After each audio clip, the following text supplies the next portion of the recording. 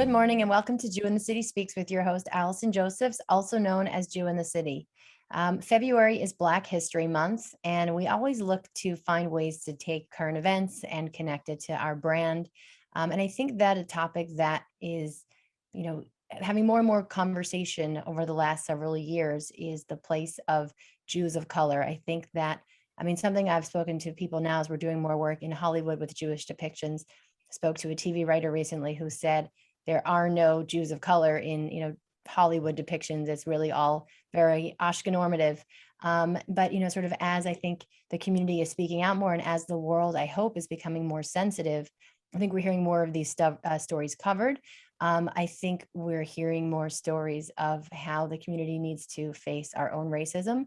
And when it comes to Kiddush Hashem, my rabbi is a huge believer that the greatest Kiddush Hashem is self-awareness and always looking to grow. And so I think it's so important that we hear stories of blatant racism, and sort of look at how to improve. And also what are sort of subtle ways that we're being racist to people. I can share with you something I wrote about years ago. There was a woman that I assumed that she was a convert because I knew that she was Black or half Black. And I asked her very innocently, a question about conversion. I was trying to refer a potential convert to her, and it was so hurtful that I just assumed that she wasn't born Jewish because she had gotten this her entire life, sort of seen as an outsider in our community. And so I think these stories, thankfully, are coming out more, and I think that we can accidentally make these mistakes when we have good intentions. And so those are topics that we've covered before. We have talked about racism in our community before. We have called out the sources that people use to justify racism to show they're not. But now we're going to do a different angle today for Black History Month. We want to talk to a Black Orthodox Jewish woman to find out, how have you experienced anti-Semitism as a Black person? Because it's another topic that's really important. And I think maybe some of the time when Jews who are passing white, look at, Jews of color, Black Jews, they sort of see them as other because they don't necessarily think that they go through the same experiences of anti-Semitism that they do. And I think it's so important to sort of discuss this angle. And there's a brilliant woman that I'm delighted to introduce you to. Her name is Elisheva Rishon. She is a fashion designer. And I'm so delighted to have her on our show today. So Elisheva, thank you so much for joining us. Thank you for having me. I'm really excited to be here. I just want to start off by saying that, we've spoken before on social media. I just want to compliment you that I think you're such a sensitive and you have such a positive way about you, to explain where you're coming from, what you're experiencing in a way that, brings people closer. And educates. And so I just want to start off by complimenting you that you have a really positive way about the way that you educate and articulate. And so, you should continue to have hatzlacha with that. Thank you so much. I really appreciate it. It's been a long road to even get to this point. So I really appreciate it when I hear positive feedback. So can you tell our viewers sort of what your Jewish background was growing up? Where did you grow up? How did you grow up? What was your education and observance? Okay, so I was born and raised in the Orthodox Jewish communities of Crown Heights and Flatbush, which was very interesting and also very trying. I grew up in a strictly Orthodox Jewish home, Shomer Shabbat, Shomer Negia, everything very strict. We had to go to shul every Shabbat, even though we didn't want to sometimes, especially me. I personally did not like the experience if we were sitting too far back, because then people would turn around for the whole service and stare at us, and it would give me such anxiety. And I would just be like, why don't you just say hi or be a friend? But it was just a very awkward experience. And also walking to and from shul for me was also a very anxiety-filled type of situation, because the Jewish people, even though they've seen us for years, would get really weird and just stare and point at us while we're walking. And for a visual, my father and my brothers, they're wearing the black hat, tzitzit, very visually Orthodox looking. So there was no doubt about it. They would stare at us and point at us as if we were zoo animals. And non-Jewish people driving in their cars and walking down the street would also stare at us and point at us as if we were zoo animals. So it was just we didn't Belong anywhere. belong anywhere. We were like a spectacle for the whole world. And I just hated that kind of feeling, you know. And educationally, I've had a mixed education in my life. I have secular schooling, I have religious schooling. I did go to college, and I also have homeschooling. And my parents actually made a decision to do homeschooling because of the situation in Crown Heights at the time. It just seemed like the safest way to go. And that really also changed the way that I view the world, I think, because when you go into a homeschool setting, even when you end up going to a regular school later, it's like I kind of viewed people as family, even though they weren't my family. So if something negative happened, I took it very personally because I really viewed us as family.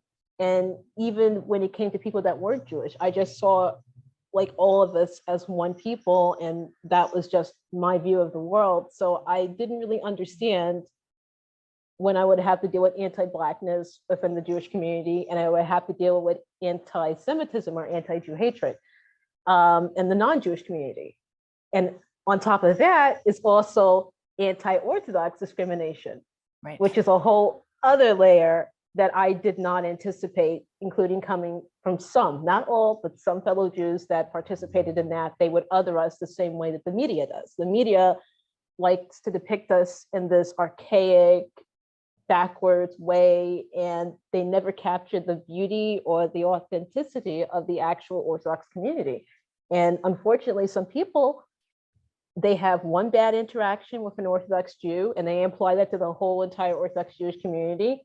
They have one bad interaction with us, and that's just it. And or they use the media to apply to us, you know. And that's also the same situation when it comes to anti-Blackness as well. If you have one bad interaction with a Black person, all of a sudden all Black people are like this. And when it came to anti-Semitism, getting it from the Black community was particularly hurtful because I think a majority of people are not they're not anti-Semitic, and they're not anti-Black in the Jewish community and the Black community in America. I think that a few people are, and that a majority of people are indifferent. So they stand to the side while it is happening and they don't interject. But that was what my life was like growing up Black, Jewish, Orthodox, and American. It was like, the best way I can describe it, there's a tightrope. I'm walking a tightrope. The tightrope is slowly falling apart. Underneath the tightrope is a circus. I'll get stomped if I fall for sure. But at the same time, there's these hooks in me that are pulling me in multiple directions. That's what I feel like it's been in the worst case scenario. The flip side is that I have the ability to view a situation from multiple perspectives holistically. I'm not just focusing on one thing, I'm focusing on everything because I have to, because it involves all of me. Wow, that's complicated and profound. Can you give us any specific examples of anti-Semitic experiences you've had from, non-Jewish people? Okay, so the issue when it comes with non-Jewish people as well as Jewish people as well is that there is a lack of education, a lack of communication, and indifference, as I mentioned before. So they would not understand the culture I was coming from. For example, these non-Jewish kids, they would make fun of how I would wear a skirt every day. And they didn't realize it was a religious thing. And they thought that I was trying to be uppity or was trying to be an Oreo, trying to be a pineapple. That's just the kind of situation that was going on there. And like neighborhood kids? Yeah. Yeah. It was difficult to go through that because at the very beginning, I'm like a very naive person. When they would say certain things, I wouldn't understand. I wouldn't up what they were saying, and I would have to go to my parents to find out what it meant. Now, for example, I'm going to tell a funny story, but before I tell a funny story, I'm going to tell a sad story. my first experience with anti-Semitism, memory-wise, as a child, was the riots. Oh, wow. And I was very young when it happened.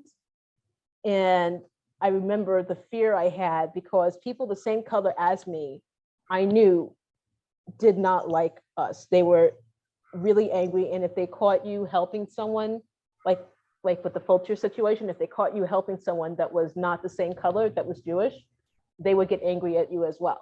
So you were like, you know, putting yourself in danger. And also in the community as well, Jewish people were not, some Jewish people were not looking too fondly on you as someone Black because they were seeing you as the attacker. So in that moment in time, I felt like no one had my back. And it was honestly, we don't talk about it enough in the media. It was the worst moment, in my opinion, in modern day American history. It was the moment that two communities who should have been working together were not. That should have never happened. And that made me aware more than ever in that moment in time that I was Jewish. I didn't even really, you know, grasp at that point in time that I was Black, but I knew that I was Jewish and I knew what that meant when that happened. So how old were you at the time? And sort of how did you perceive, did you see rioting on the street? Did you know people that got hurt? Sort of how did you Okay. perceive? I remember watching on the news, but yeah, what was it like to be there? I don't remember exactly how old I was. I know I was very young. I remember the rocks coming through the window and my father running to the window to yell at them. And my father actually was a teacher at a junior high school in Crown Heights at a secular school. And he came out there yelling and they said his name and they ran away because they didn't realize it was my father's house. You know, there were like dualities going on there. Like they were targeting Jewish homes and they didn't even know whose home that was, but they were just targeting Jewish homes. I remember that there were things burning outside, like cars that were on fire. It felt like to me, because once again, I was very young. So I was just like in the middle of this and I was just really terrified. It felt like I was in the middle of a Holocaust movie combined with a civil rights movie. Like, and even though the riots ended, whenever it ended, there was still in the air for some time, this feeling of fear, of distrust. You had no real place in that community if you were both Black and Jewish. It was just this feeling, and it was a very awful feeling, a very bad vibe. And that's just the best way that I can describe it. But it's also the feeling that I got from that moment, from that event, is also why I do what I do today, because I knew I never wanted to see such an event happen ever again in American history. Like that should have never happened, never, and it did. And I just want to do all that I can to make sure that both communities communicate, because that should never happen ever again. I was going to ask you, the next question is going to be, have you experienced racism and anti-Semitism simultaneously? But it seems like the Crown riots, really, that was sort of that moment where you weren't sort of safe or included on either side, sort of you didn't even know where to fit in. How many Black Crown Heights Jewish families were there at the time? There were quite a few. There were quite a few there at that time. And in the end, there were only like 2. And then one moved out, and then it was just us, and then we moved to Flatbush. So it was just impossible to exist there at that time. At that point in time, when it happened, in that era, it was just very difficult to exist there. And it was just too much. It was too much going on.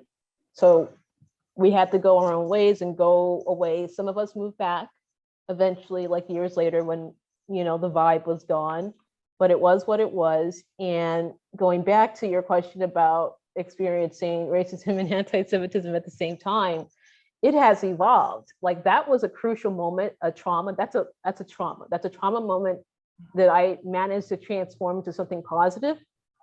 But still, I experience anti-Semitism and anti-Blackness simultaneously. However, I don't like it because I can't handle it.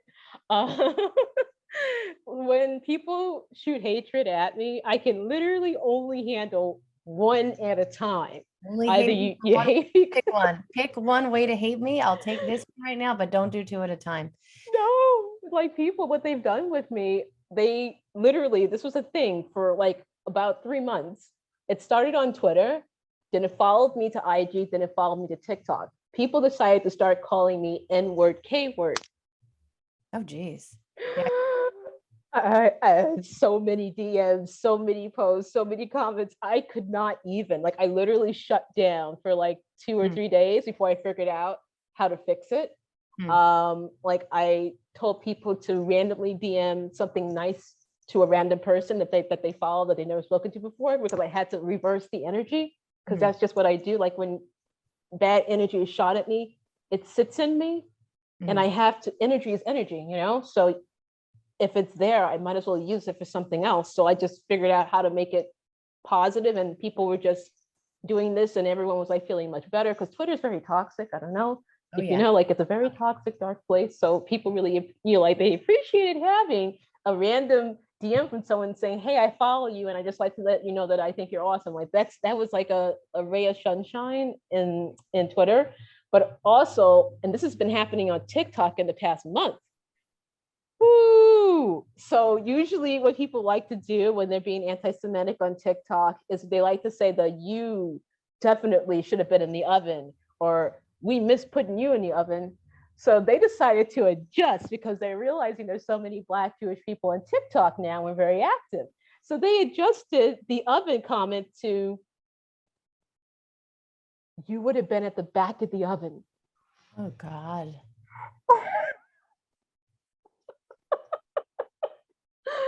I, Wow. I, Really?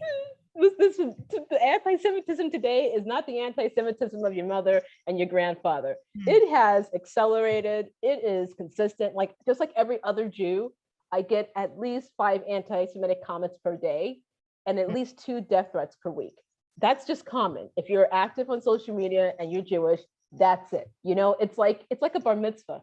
Like you're not officially Jewish on social media Right. until you get your first anti-Semitic comment, and it's like, Mazel Mazel tov, you're tov. Jewish, you're Jewish. Like obviously, like it's a moment where you just know that you've made it, you know, because you're Jewish. You're recognized as a Jew by the anti-Semite. You know, it is what it is.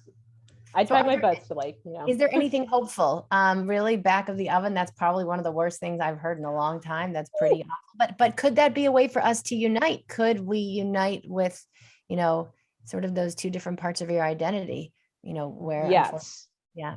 absolutely. Like I was mentioning before about the media depiction, that also applies to Black Americans as well.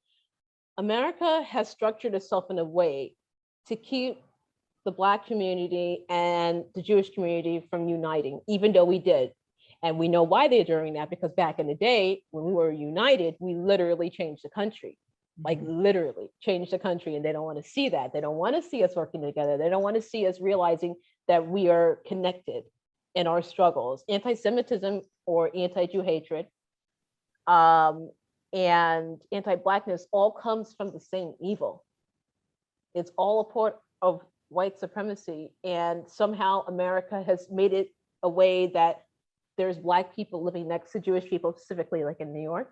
So there's this fake ideology that the Jewish people are rich, and they're looking down on the Black people, and they're so wealthy, and they're so arrogant, and they're so racist. And then there's also the ideology of the Black people, they're so poor, and that they're dealing, like they have so much crime and poverty, like, oh, they're awful, there's nothing we have in common, when we have everything in common. Most people don't even know when I speak to them, because I've had many conversations throughout the years to like, you know, make the barrier, you know, just break it and just build a bridge, because at the end of the day, the one that's the bridge are Black Jewish Americans, because we're literally in the middle. And Mhm. for the longest time, people were not allowing us to speak, but now they're finally open to hearing us speak. And I would explain to them, I'm like, you do know that a majority of Jewish families that I grew up with in Crown Heights were poor, Right. dirt poor. I'm like, they were like, I literally upstairs, or downstairs neighbors, there were like 8 or 9 kids, and it was a 2-bedroom apartment. and another kid was on the way. I'm like, they were just as poor as you were. They were on food stamps like you were. They did not have some magical money tree. Like, we were literally living the same life. The Jewish community and the Black community are believing the lies that white supremacists have said about each other. That's sort of what the problem is. That's fascinating. Exactly. I mean, I would add, in addition, I think that the Jewish community carries, the Orthodox community in particular, the xenophobia that we see, the racism that we see, I believe, is because of, trauma that happened through the generations and sort of the distrust of the outside world, really anyone outside of my sort of little inner box, which, I would like to see get broken. But what about on sort of the Black side? There is a Muslim influence with like Farrakhan of, Jews as termites. That is also something that has to be addressed, no? Actually, no, because that's another misperception. Mhm. A majority of Black people that I know don't listen to Farrakhan, don't like Farrakhan. Farrakhan does not represent them.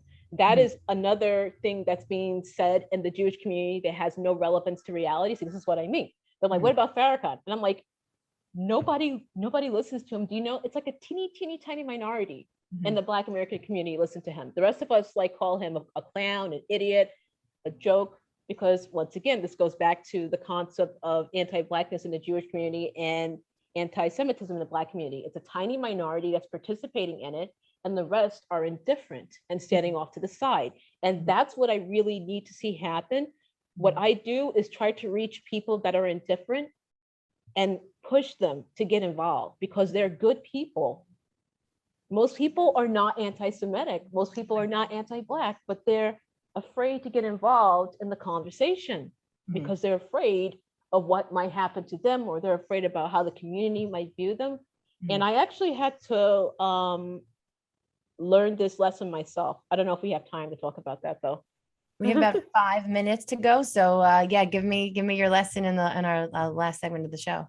Oh, okay. So I'm embarrassed about this. I haven't told this to anyone publicly, like only the few people in there know what about the situation. So pretty much when I was like a teenager and I was in the shul, there was this rabbi. He was very racist. He was just awful. He was just an awful rabbi, and everybody knew it, which is why they broke off into other shuls, because they didn't want to be part of his congregation. And there was one Shabbat where he was ranting and yelling for no reason, saying that my family wasn't Jewish, even though everyone knows that we are. And it was so embarrassing. I remember looking at all of the congregants and like no one said anything. And the same thing happened on the men's side. And that was the point where in my mind, I started to think in an OTD type of way. And about 10 years later, I was going to a meal with a friend.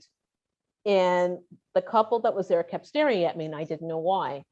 And then the husband said, "Oh, I remember your family." He says my family's name. And he's like, "You were there.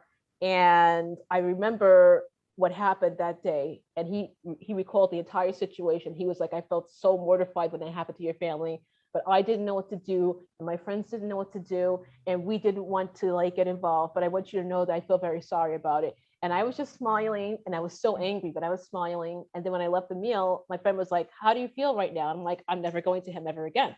And I was like, I didn't need to hear that now. The Elisheva that was a teenager needed to hear that. She needed to know that someone cared. Wrong, because I never went to them ever again. But that on my end was wrong. What I had was a perfect situation of someone who was indifferent, who wanted to move forward, who was apologizing and wanted to make a difference. I was too angry back then to see that. And that was my bad on my end. But those are the kind of people that I'm trying to reach, because that's a majority of people, honestly. They want to do something, but they don't know how. So they're on the sidelines.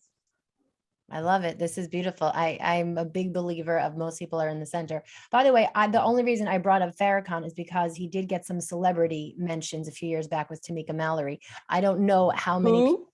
I don't know her. For part of the Women's March. I don't know her.